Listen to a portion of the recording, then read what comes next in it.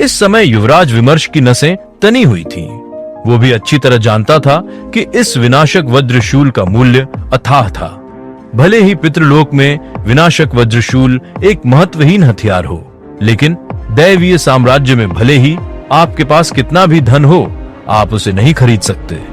पिछली बार अपनी जान बचाने के लिए उसे विनाशक वज्रशूल का उपयोग करना पड़ा था, जिससे वो बेहद परेशान हो गया था। लेकिन अब उसे नील के खिलाफ आखिरी विनाशक वज्रशूल का भी उपयोग करना पड़ रहा था। क्रैक! इस समय विनाशक वज्रशूल की सतह हर से लगातार छोटे छोटे बिजली की तरंगें निकल रही थीं।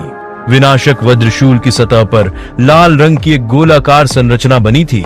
अगर वो उस संरचना को अपनी उंगली से दबाता तो विनाशक वज्रशूल सक्रिय हो जाता और नील पर हमला कर देता। इस समय उसकी उंगली थोड़ी कांप रही थी।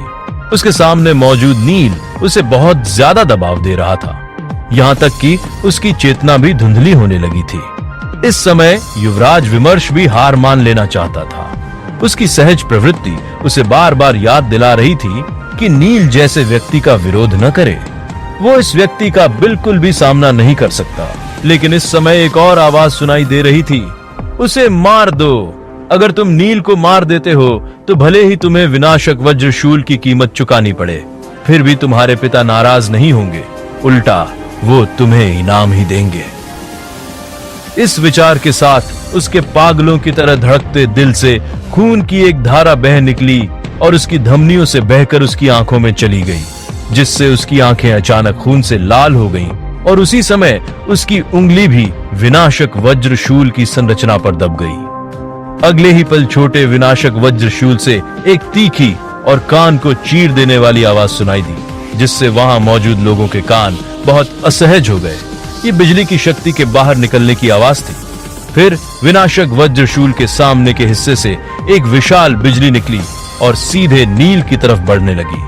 भाड़ में जाओ कमीने! तभी युवराज विमर्श ने चिल्लाते हुए कहा। शुरू से लेकर आखिर तक उसने अपनी गरिमा को कम नहीं होने दिया था। इस वजह से उसने नील के सामने झुकने से इनकार कर दिया।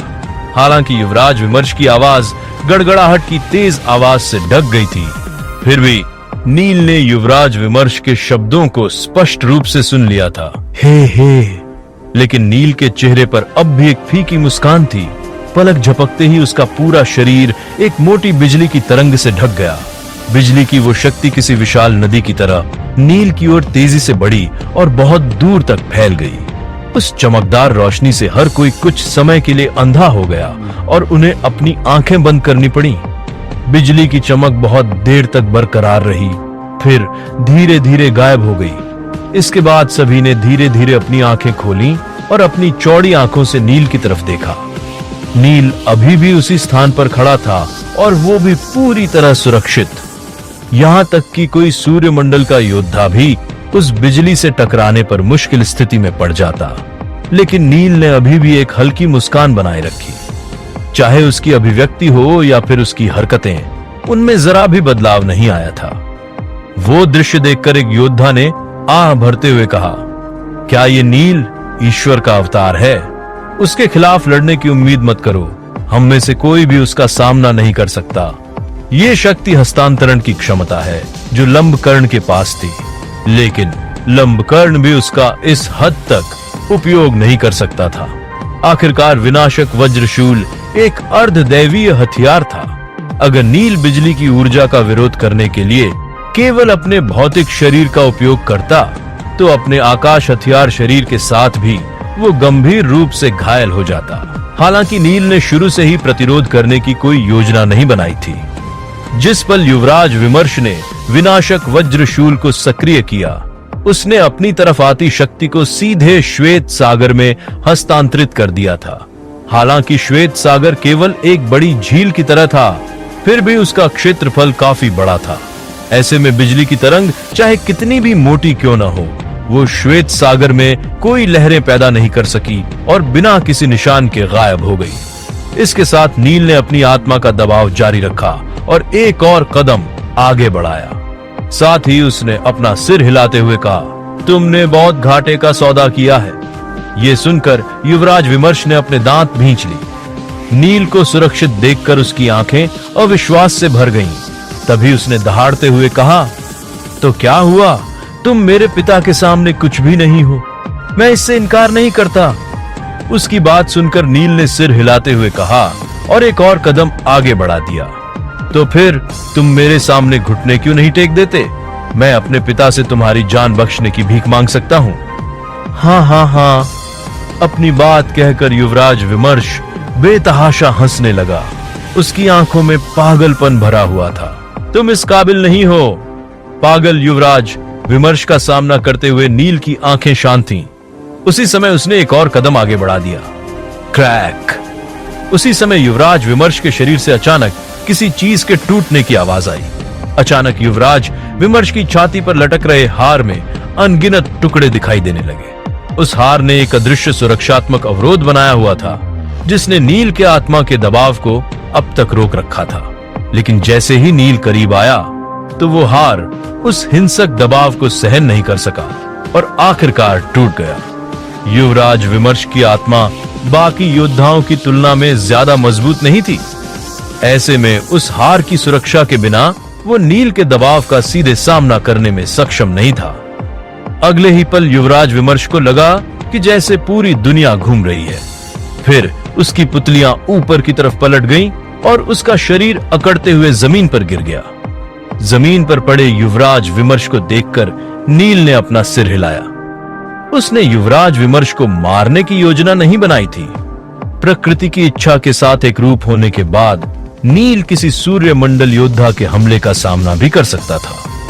लेकिन नील उन लोगों के लिए कोई मुकाबला नहीं था जिन्होंने अपना आयाम बना लिया था। ऐसे में अगर वो उनके आयाम से घिर गया और उसका प्रकृति के साथ संपर्क टूट गया, तो वो सूर्यमंडल योद्धा के लिए कोई मुकाबला नहीं था। इसलिए वो पेरियार सम्राट को भड़काना नहीं चाहता था। वहीं सभी प्रतिभाशाली योद्धा इस समय नील को हैरानी से देख रहे थे और उनकी आंखें डर से भरी हुई थीं। हालांकि वे सभी जानते थे कि नील बहुत शक्तिशाली था। इससे पहले नील ने आरव, श्रुतिका और लंबकर्ण जैसे शीर्ष प्रतिभाओं को हराया था। लेकिन अब उन लोगों को गहराई से समझ में आ गया कि नील की ताकत कितनी भयानक थी। नील अपनी वर्तमान शक्ति के साथ यहाँ मौजूद सभी प्रतिभाओं को मार सकता था। वो बेहोश हो गया है। जब वो जागेगा तो हम इस बारे में बात करेंगे। तभी नील ने मुस्कुराते हुए कहा। यह सुनकर राजकुमारी श्रुतिका ने धीरे से सांस छोड़ते हुए कहा, कोई जरूरत नहीं है। ये सिर्फ 20,000 आध्यात्मिक पत्थरों की ही बात थी। हालांकि ये युवराज शाश्वत के लिए कोई बड़ी रकम नहीं थी, लेकिन श्रुतिका को बस इस बात पर गुस्सा था कि युवराज विमर्श ने उसके भाई को जानबूझकर धोखा दिया था। वो इस बात को बर्दाश्त नहीं कर सकती थी। इसके अलावा युवराज विमर्श ने इसके लिए भारी कीमत चुकाई थी। उसने जो विनाशक वज्रशूल का उपयोग किया था, उसका मूल्य अथाह था। इस समय श्रुतिका नील के बारे में ज्यादा चिंतित थी। उसने पहले ही पेरियार सम्राट को नाराज कर दिया था। ऐसे में अगर पेरियार सम्राट श्वेत सम्राट गुप्त क्षेत्र में आया, तो वो सीधे नील पर हमला कर देगा। लेकिन अगर वास्तव में ऐसी नौबत आई, तो वो भी नील के साथ खड़ी रहेगी, और अगर ऐसा करेगी तो उसके पिता भी निश्चित रूप से उनके साथ खड़े होंगे। श्रुतिका ने पहले ही अपना मन बना लिया था। जल्द ही नील ने इस मामले को अपने दिमाग से निकाल दिया। उसे एक और महत्वपूर्ण काम निपटाना था। इतना सारा देवमूल सार अवशोषित करने और 10,000 से ज्यादा सर्पशल्कों को जागृत करने के बाद उसका वर्तमान लक्ष्य सुनहरी पत्ती को तोड़ना और आबनूस कुदाल को बाहर निकालना था। फिर वो इस पवित्र पेड़ की शीर्ष मंजिलों पर जाएगा। इसके बाद वहां मौजूद प्रतिभाशाली योद्धाओं की डरी हुई नजरों के बीच नील ने गोपुरम पर चढ़ना शुरू कर दिया और अंत में 35वीं मंजिल पर पहुंच गया। वो 35वीं मंजिल पर क्या कर रहा है मुझे नहीं पता, लेकिन लगता है कि वो उस दरवाजे में जा रहा है। सुनहरा पत्ता, क्या उसका लक्ष्य आबनूस कुदाल है? क्या उसमें ऐसा करने का आत्मविश्वास है? 35वीं मंजिल पर स्थित विशेष दरवाजा सीधे सुनहरे पत्ते से जुड़ा था, जिसके अंदर एक सर्वोच्च उपकरण मौजूद था। यह जानकारी बहुत समय पहले सामने आ चुकी थी, इसलिए चारों दैवीय साम्राज्यों के अधिकांश योद्धा उसके बारे में जानते थे। इतने सालों से सूर्यमंडल के योद्धाओं ने कई तरीकों के बारे में सोचा था, लेकिन कोई भी उस सुनहरे पत्ते को तोड़कर आबनूस कुदाल को प्राप्त नहीं कर पाया था। जबकि नील सीधे उसके अंदर चला गया था, तो क्या उसके पास उस पत्ते की परत तोड़ने का कोई तरीका है? नील ने पहले भी लोगों को यह एहसास दिलाया था कि वो कुछ भी कर सकता है, इसलिए पहले तो लोगों को लगा कि वो ऐसा कर सकता है, लेकिन इस बारे में ध्यान से सोचने के बाद सभी ने अपना सिर हिलाया और इससे इनकार कर दिया। असंभव। अगर आबनूस कुदाल को इतनी आसानी से बाहर निकाला जा सकता तो सूर्यमंडल के योद्धा उसे पहले ही प्राप्त कर लेते। सच कहा, मुझे भी लगता है कि पार्थ बस कोशिश कर रहा है, लेकिन एक सर्वोच्च उपकरण कोई साधारण वस्तु नहीं है जिसे कोई भी प्राप्त कर सके। हालांकि इस व्यक्ति की शक्ति वास्तव में भयानक है, लेकिन वो पेरियार सम्राट को हल्का सा ही घायल कर पाया था। अगर उसकी ताकत 10 गुना अधिक होती तो शायद उसके पास एक मौका होता। जब सभी लोग चर्चा कर रहे थे, उस दौरान कुछ योद्धाओं ने गोपुरम पर चढ़ना भी शुरू कर दिया।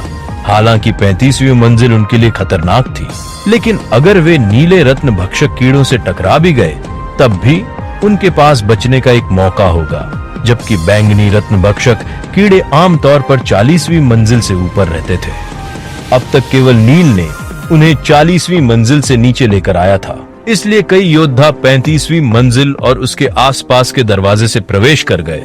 वहीं जब सुनहरे पत्ते पर खड़े नील ने अपने आसपास की पत्तियों पर खड़े लोगों को देखा तो वो अवाक रह गया। लगता है ये सभी लोग आसपास के दरवाजों से अंदर आ गए हैं, लेकिन वो तो सिर्फ एक पत्ती की परत तोड़ने जा रहा था। फिर उसके लिए इतनी भीड़ लगाने की क्या जरूरत है? या फिर इनका इरादा आबनूस कुदाल को छीनने का है? तो क्या होगा आगे? और क्या सभी लोग सिर्फ नील को उस सुनहरी पत्ती की परत तोड़ते हुए देखने के लिए इकट्ठा हुए हैं, या फिर सच में उनका इरादा आबनूस कुदाल को नील से छीनने का है?